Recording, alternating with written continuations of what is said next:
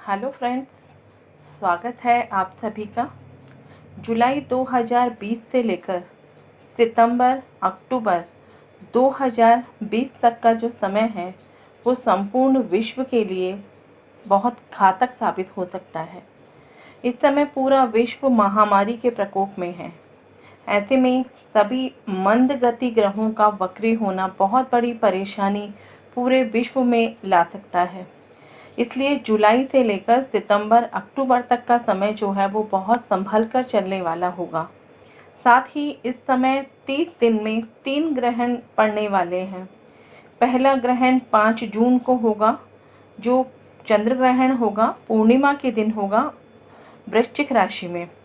और 21 जून को सूर्य ग्रहण है, अमावस्या के दिन मिथुन राशि में। उसके बाद 5 जुलाई को चंद्र ग्रहण फिर से होगा। तो 30 दिन में 3 ग्रहण का होना एक बहुत बड़ी खगोलीय घटना के घटने का भी संकेत दे रही है। इस चैनल का उद्देश्य है कि आप तक सही जानकारी उपलब्ध कराना, ताकि समय रहते आप खुद को हर स्थिति से संभाल सकते हैं। ज्योतिष में ग्रहों की गोचरीय स्थिति को देखते हुए यह समय बहुत बड़ा परिवर्तन ला सकता है।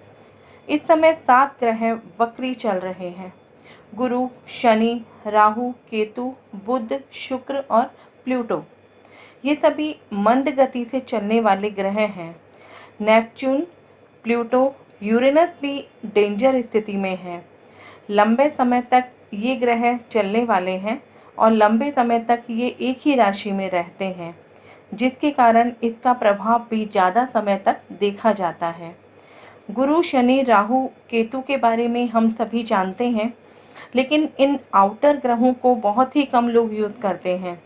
प्लूटो किसी व्यक्ति विशेष की संवेदनात्मक ऊर्जा को कंट्रोल करता है, अपनी संवेदनाओं को दूसरों तक पहुंचाने का काम करता है। किसी भी तरीके की नफरत हो, प्रेम हो, ये सभी प्लूटो के द्वारा ही संभव है। प्लूटो को यमराज का घर भी कहा जाता है। 12 राशि को पूरा करने में प्लूटो को 246 ईयर का समय लगता है। किसी भी बड़े विनाश की जो घटनाएं होती हैं वो सभी प्लूटो के कारण होती हैं। जितनी भी वर्ल्ड की एक्टिविटीज़ होती हैं, राजनीतिक समस्याएं होती हैं, ये सभी प्लूटो से देखी जा सकती है। ये ग्रह विस्फोटक स्थिति को भी बढ़ावा देता है। वहीं अगर हम नेपच्यून की बात करें तो ये आपके अंतर्ज्ञान को, अंतर मन की क्षमता का प्रतिनिधित्व करता है। जीवन की असाधारण घटनाओं में इसका बहुत बड़ा रोल होता है। कुछ हद तक ये जो ग्रह है वो मंगल के जैसा दिखाई देता है। नेपच्यून किसी भी तरह के अनुसंधान, शेयर मार्केट, विदेशों से बिजनेस, तेल से रिलेटेड कार्य, केमिकल या कोई भी हानिकारक जहरीले रसायन को भी शो करता है। वहीं अगर यूरेनस की बात की जाए तो ये बहुत शक्तिशाली ऊर्जा वाला होता है। एक क्रांतिकारी ग्रह के रूप में इसे देखा जाता है। किसी भी तरह के एक्सीडेंट, सडन इवेंट, ट्रेजेडी या कोई भी क्रांतिकारी इवेंट के लिए इसे देखा जा सकता है। बुध और शुक्र तो जल्दी ही मार्गी हो जाएंगे, जो शीघ्र गति ग्रह कहलाते हैं, लेकिन मंद गति ग्रह ज़्यादा समय तक रहने वाले हैं। बुध और शुक्र दोनों ही जाते जाते कुछ ऐसा करके जाएंगे जिससे भारी नुकसान भी संभव है। आने वाले समय में स्थिति बेकाबू भी हो सकती है। यदि हम भारत की कुंडली की बात करें तो लग्न में वृषभ राशि में राहु है, सेकंड हाउस में मंगल है मिथुन राशि में, थर्ड हाउस में स्वराशि चंद्रमा है, सूर्य है, शनि है, शुक्र है और बुध है। सिक्स हाउस में गुरु है तुला राशि में और सप्तम भाव में केतु है वृश्चिक राशि में। इस समय लग्न में लग्नेश शुक्र वक्री है, जो 12वें भाव में जाकर अष्टमेश गुरु को छठे भाव में देख रहा है। अष्टमेश गुरु भी वक्री होकर अष्टम भाव में जा रहा है, जो 12वें भाव के स्वामी मंगल को देख रहा है, यूरेनस को देख रहा है, जो दोनों सेकंड हाउस में बैठे हैं। यूरेनस जो ट्रेजेडी को, सडन इवेंट को शो करता है, ऐसे में मंगल का साथ मिलने और अष्टमेश गुरु का डायरेक्ट वक्री स्थिति से प्रभाव कुछ अच्छा ना होने की तरफ संकेत कर रहा है। भारत की कुंडली में इस समय महादशा भी राहु की है, जो मंगल के साथ अभी सेकंड हाउस में गोचर कर रहा है और कुंडली के लग्न में बैठा हुआ है। और लग्नेश शुक्र वक्री होकर 12th भाव की तरफ जा रहा है।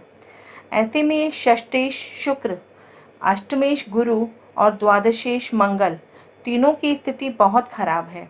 और सबसे ज़्यादा खराब स्थिति तो लग्नेश शुक्र की है, जो भारत की अथॉरिटी को, भारत की सरकार को कमज़ोर बना रहा है। भारत की कुंडली की यदि हम अंतर्दशा की बात करें तो अंतर्दशा है बुध की, जो लग्नेश शुक्र के साथ कुंडली के 3rd भाव में है, चंद्रमा की राशि में चंद्रमा के ही साथ है, जो बहुत अच्छी स्थिति में नहीं है।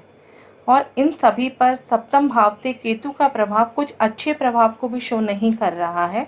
और अभी गोचर में लग्नेश शुक्र के साथ बुध भी वक्री होने वाला है। साथ ही 3rd भाव में बैठा हुआ प्लूटो भी वक्री है।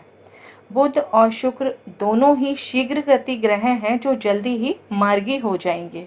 लेकिन मार्गी होते होते कुछ बड़ा जरूर करके जाएंगे, या तो कुछ ऐसा करके जाएंगे कि स्थिति जो है वो कंट्रोल से बाहर हो जाए, क्योंकि 3rd भाव में बैठा प्लूटो भी इस समय वक्री है। 3rd भाव पड़ोसी देश की गतिविधियों को भी बताता है। ये सारी घटना दुर्घटना भारत के पड़ोसी देशों जो उत्तर दिशा की तरफ है, वहाँ कुछ अनहोनी या विकट परिस्थिति खड़ी हो सकती है। यूरेनस अगस्त 2020 को रेट्रोग्रेड होने वाला है वृषभ राशि में, जो लगभग 5 महीने वक्री रहने वाला है और ये भारत के लग्न में होगा। यूरेनस खुद एक इलेक्ट्रीफाइंग प्लैनेट है, जो गोचर में अनएक्सपेक्टेड चेंज देता है। यूरेनस वृषभ राशि में जब होता है तो बड़ा शॉकिंग रिजल्ट देता है, क्योंकि यूरेनस खुद चेंज देता है और वृषभ राशि जो है वो स्थायी चीज़ों को शो करती है पृथ्वी तत्व की होने के कारण।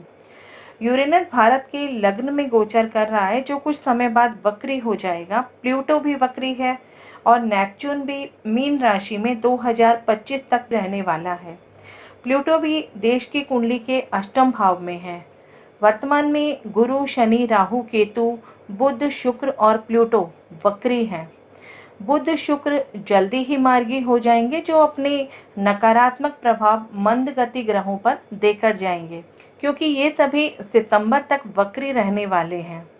लग्न में यूरेनस का गोचर बहुत कुछ उलट पुलट करने वाला है, क्योंकि ये सडन चेंज देता है, ट्रेजेडी देता है, एक्सीडेंट देता है।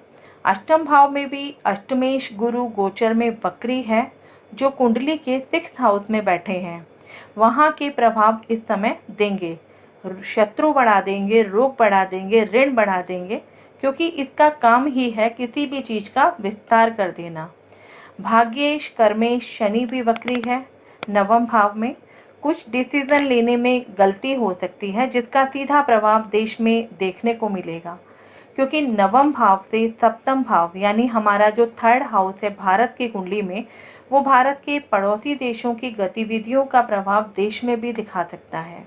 102 साल पहले भी 1918 में स्पेन में कोरोना की तरह ही एक महामारी फैली थी, जिसे स्पेनिश फ्लू का नाम दिया गया था।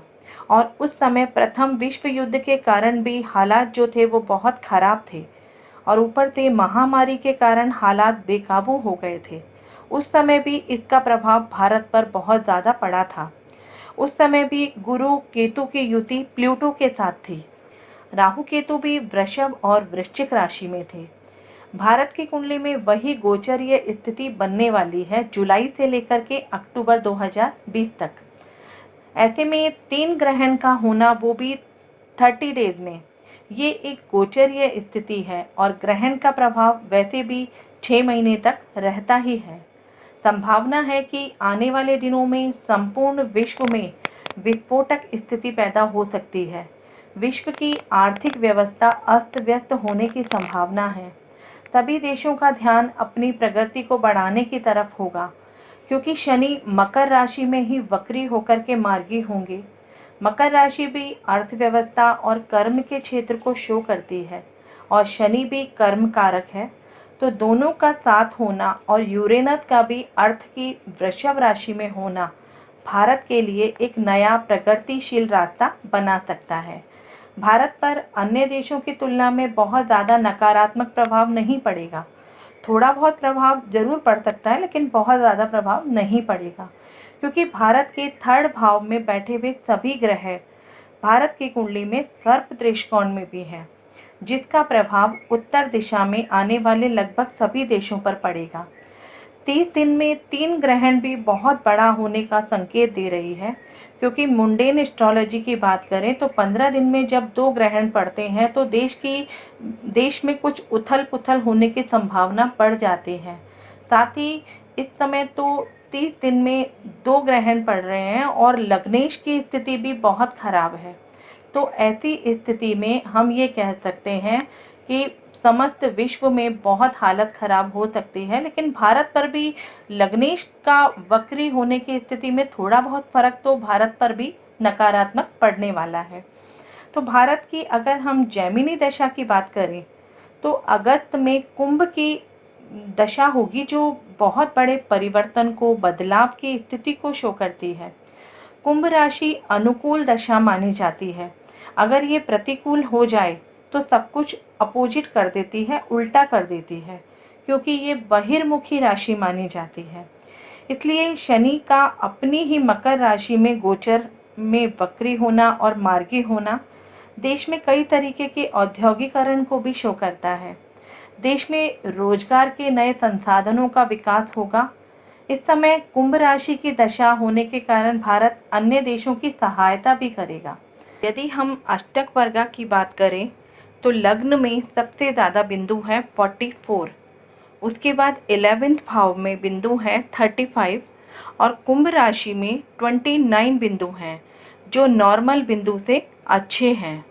शनि ने अपने भिन्नाष्टक में भी कुंभ राशि में 4 नंबर दिए हैं, जो देश को प्रगति की तरफ आगे बढ़ने का इशारा करता है। थोड़ा समय जरूर लगेगा। वहीं शनि ने वृषभ राशि में 7 अंक दिए हैं, जो देश की अर्थव्यवस्था, औद्योगिक स्थिति को बेहतर बता रहा है अन्य देशों की तुलना में, क्योंकि हम ये जानते हैं कि शनि खुद मंदगति है, धीरे काम करता है और वक्री होने से यह और धीमा हो गया है। लेकिन मकर राशि पृथ्वी तत्व की राशि है, स्टेबिलिटी की राशि है। शनि खुद भी स्टेबिलिटी को शो करता है, जो किसी भी काम को पूरा करने की स्टेबिलिटी देता है। उम्मीद करती हूँ आज का ये वीडियो आपको ज़रूर पसंद आया होगा, तो इसे लाइक करें, शेयर करें और चैनल को सब्सक्राइब करना ना भूलें। मिलते हैं फिर किसी नए टॉपिक के साथ। तब तक अपना ध्यान रखें, स्वस्थ रहें। धन्यवाद।